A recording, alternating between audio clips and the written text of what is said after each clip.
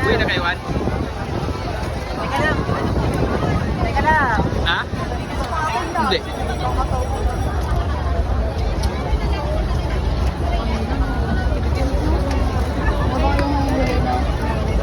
Liwanag eh. Hindi ko ma-excited pa, diba? Hindi yung fireworks nila. Hindi sa meron yun.